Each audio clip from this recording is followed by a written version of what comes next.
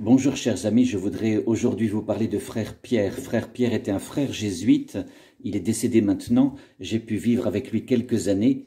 Il se trouve que très vite dans son enfance, il est devenu malentendant mais complètement sourd.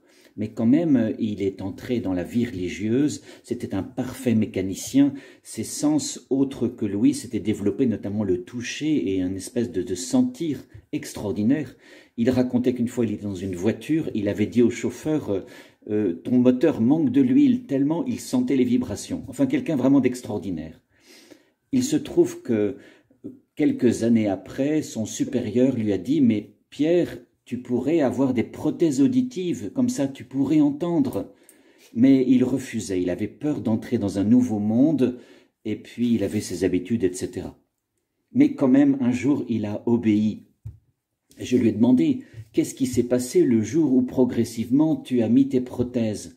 Et Pierre m'a dit « Oh, j'étais aux toilettes, dis donc, la chasse d'eau, c'était comme une cascade. » Et puis il m'a dit « La personne qui était à côté aux toilettes, elle devait être sacrément dérangée. » Mais en dehors de ces anecdotes du premier jour, frère Pierre m'a dit « Ce qui était extraordinaire, c'était les oiseaux. » Il n'avait jamais entendu de sa vie des oiseaux.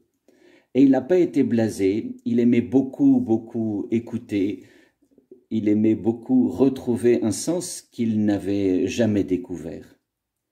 Et une petite leçon pour nous, nous qui prions plus ou moins bien, nous sommes des chrétiens mais au moins de bonne volonté, nous pouvons dire avec frère Pierre, c'est un sens nouveau qui est venu, ça vient pas de notre intelligence, ça vient pas de notre affectivité, il y a un sens nouveau qui peu à peu a grandi en nous et il nous donne accès à un monde nouveau. En tout cas, c'est ce que nous espérons. Amen.